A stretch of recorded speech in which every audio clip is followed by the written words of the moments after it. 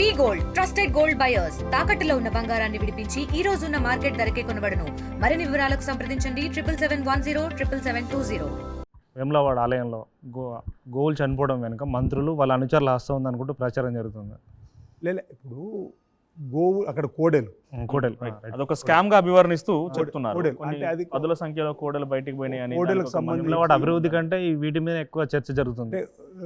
రాజన్న సన్నిధికి వచ్చేటువంటి భక్తులకు సంబంధించినటువంటి విశ్వాసమైనటువంటిది మొక్క ఏదైనా ఉందంటే కోడె మొక్క. అవును, భారతదేశంలో ఎక్కడ లేని విధంగా వేములవాడ రాజన్న ఆలయంలో కోరిన కోరికలు తీర్చుతండి మీ కోడెముక్కు చెల్లిస్తానని చెప్పినటువంటి అత్యంత ప్రాశిష్టమైనటువంటి విశిష్టమైనటువంటి మొక్కు ఉంది. దాని ఆధారంగా కోడెలు స్వామివారికి వచ్చిన క్రమంలో వాటిని గోశాలు ఉంచడం, తర్వాత రైతులకు ఇచ్చే మేము వచ్చిన తర్వాత రైతులకు ఇచ్చే విధానం, అంతకుముందు టెంపుల్ చెరువు ఉన్నప్పుడు కూడా రైతులకు ఇచ్చే విధానం తీసుకొని వచ్చిన. అయితే ఇక్కడ కొంచెం సాంకేతిక పరంగా కొన్ని ఇబ్బందులు వస్తున్నాయి, వాటిని కూడా మేము భక్తులకు చెప్తా ఉన్నాం.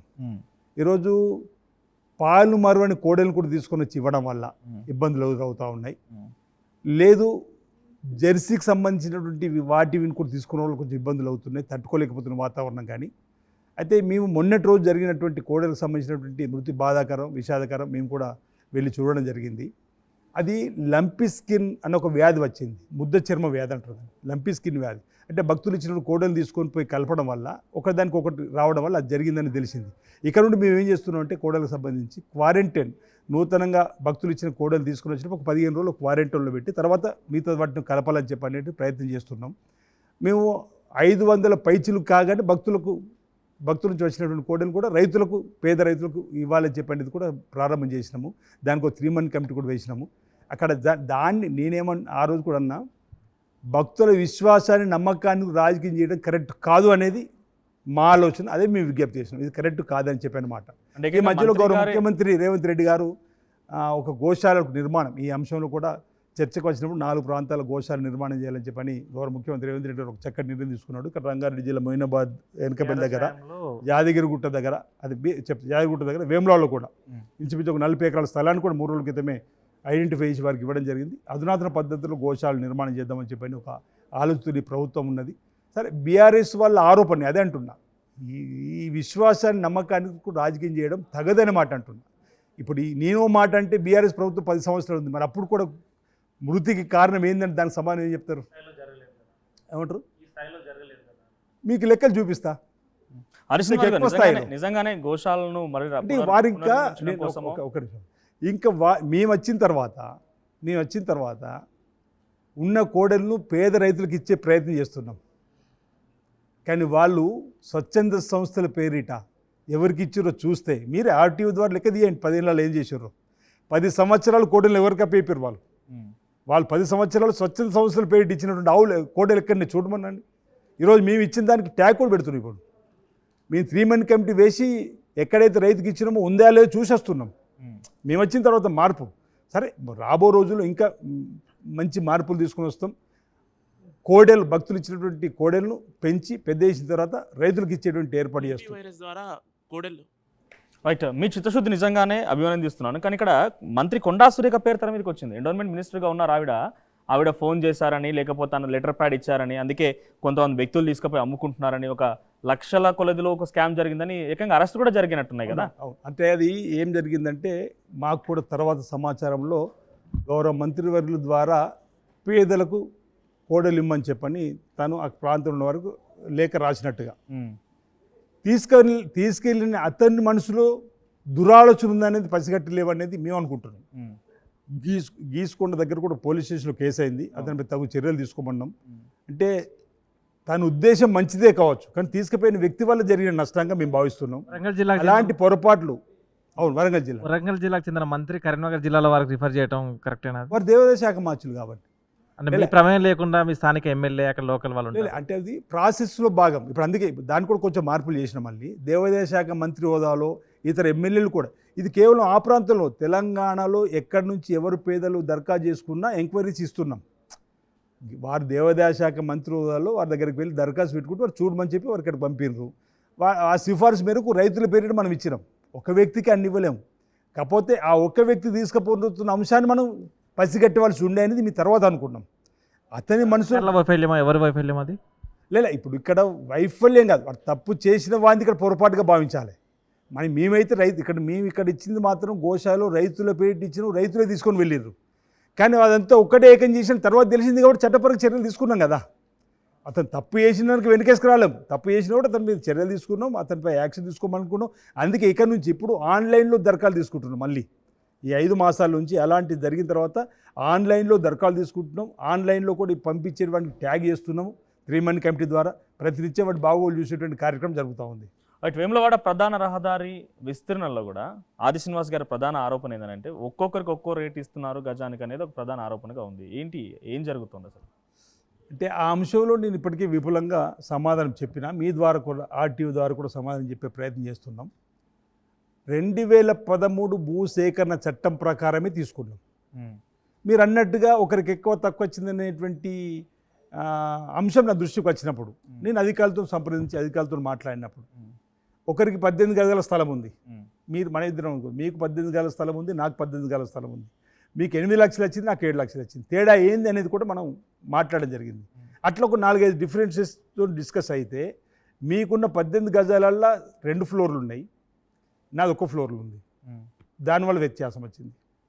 లేదు సమానం ఇద్దరు 18 గజాలు ఒకటేసారి ఒకటే కొలతలు ఉందంటే మీరేమో 60 సంవత్సరాల క్రితం కట్టడం చేసినారు, నేను 50 సంవత్సరాలు కట్టడం చేసినాం. అంటే డిఫరెన్సెస్ ఏజ్ను బట్టి కూడా తేడా వచ్చిందని అధికారులు చెప్పి దాన్ని చెప్పడం జరిగింది.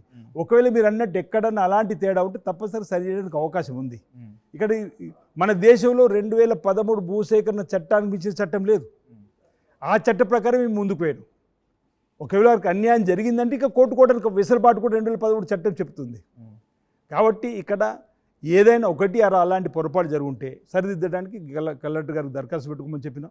ఓ టేబుల్ ఏర్పాటు చేయమన్నాం. అనేక మంది వెళ్ళి దరఖాస్తు పెట్టుకున్నారు. దానికి సంబంధించినటువంటి అన్యాయం జరిగిన వరకు న్యాయం జరిగేటువంటి వ్యవస్థ ఈ ప్రభుత్వం ఉంది, తీసుకుంటుంది. అలాంటి వరకు తప్పనిసరి న్యాయం జరగాలని నేను కూడా కోరుకుంటున్నాను. చాలా వచ్చారు. వేములవాడ టెంపుల్ కమిటీకి చైర్మన్గా పనిచేశారు. గతంలో అనేక అనుభవాలు ఉన్నాయి. ఆలయం ఎట్లా ఉండాలి, ఎట్లా అభివృద్ధి చేయాలి, మీకంటూ ప్లాన్ ఉంటుంది. సో గతంలో కేసీఆర్ 1000 కోట్లు కేటాయిస్తానంటే కొండగట్టుకి వేములవాడ కేటాయించలేకపోయారని చెప్పి చాలాసార్లు ప్రతిపక్ష నేతగా మీరు మీ నియోజకవర్గ పరిధిలో మాట్లాడుకొచ్చారు. ఇప్పుడు ఏంటి వేములవాడని యాదాద్రి తరహాలో తీర్చిదిద్దే అవకాశం ఉందంటారా? ఇక్కడ మంచి మాట గుర్తు చేశారు. 2015 జూన్ 18 2015 సంవత్సరంలో ముఖ్యమంత్రి రోజులు కేసీఆర్ గారు దర్శనం చేసుకొని స్వామివారిని నా లగ్గం ఇక్కడ అయింది.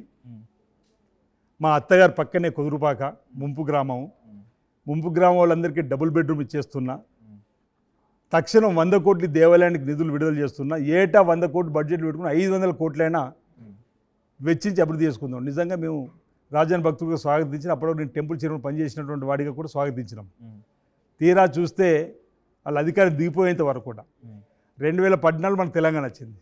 అంతకంటే ముందున్న దేవాలయం ఎలా ఉంది ఇప్పుడు అలానే ఉంది. ఒక్క పాత ఇటుక తీయలేరు, ఒక కొత్త ఇటుక పెట్టలేరు. కానీ రంగురంగుల బ్రోచర్ల మాత్రం వాళ్ళు అభివృద్ధి చూపించారు, రంగురంగుల వీడియోలు అభివృద్ధి చూపించారు.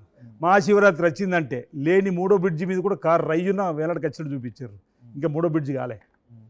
2015లో శిలాపలకం వేశారు. అంటే వాళ్ళు ఎక్కడ కూడా క్షేత్రస్థాయిలో బయట చెప్పిన విధంగా చేయలేరు. కాబట్టి మేము అనేక సందర్భాలు ప్రతిపక్ష నేతగా ప్రతిపక్ష నాయకులంగా ఆ సమస్య అదే కాదు అనేక సమస్యల మీద మేము ఉద్యమాలు చేసినాం. ప్రజలు ప్రశ్నించే గొంతైనట్టు మీకు అవకాశం ఇస్తున్నారు. అక్కడ నన్ను సాన్సెప్ట్ చేసి ఇంద్రమ రాజ్యం వచ్చింది. పీస్ అధ్యక్షుని రోజులో రేవంత్ రెడ్డి గారు వచ్చినప్పుడు పాదయాత్రలు కూడా స్వామివారి దర్శనం చేసుకుని అభిషేకం చేసుకున్న రోజు వాళ్ళలాగే మేము ప్రతి బడ్జెట్లో డబ్బు పెడతాను కూడా ఆ రోజు మాట అనలేము.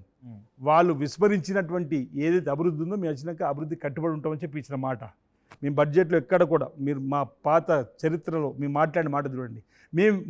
మేము అధికారంలోకి వచ్చిన తర్వాత వేనాడు దేవాలయ అభివృద్ధి కోసం మేము కట్టుబడి ఉంటామని చెప్పినాం. టెంపుల్ సిటీగా మార్చడానికి కోసం ప్రయత్నం చేస్తామని చెప్పినాం. 2023-24 తొలి బడ్జెట్లో 50 కోట్లు పెట్టుకున్నాం. మొదటిసారి ఆయన ఇచ్చిన హామీ నీటి ముట్టలైంది.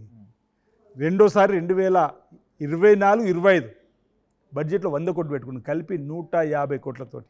గత సంవత్సరం నవంబర్ 20న గౌరవ ముఖ్యమంత్రి రేవంత్ రెడ్డి గారు వేమన రాజన్న ఆలయాన్ని సందర్శించుకొని ఫౌండేషన్ స్టోన్ కూడా దేవాదాయ శాఖ మంత్రి సురేఖ గారు ఇచ్చారు. మా జిల్లా మంత్రులు పొన్నం ప్రభాకర్ గారు, శ్రీధర్ బాబు గారు, ఇప్పుడు మంత్రిగా అయినటువంటి అల్లు లక్ష్మణ్ కుమార్ గారు, అనేక మంది శాసనసభ్యులు, 8 మంది మంత్రులు ఇంచుమించు 76 కోట్లతో ఆలయ విస్తీర్ణ, 47 కోట్లతో రోడ్లు వెడల్పు, 35 కోట్లతో అన్నసత్రం, ప్రతినిత్యం 10,000 మంది వచ్చిన భోజనం చేసేటువంటి అన్నసత్రాన్ని. ఈ విధంగా అంటే మీరు అన్నట్టుగా అక్కడి వారి అయంలో ఆ దేవుల అభివృద్ధి ఎందుకు జరిగిందనేది మా ప్రశ్న కాదు.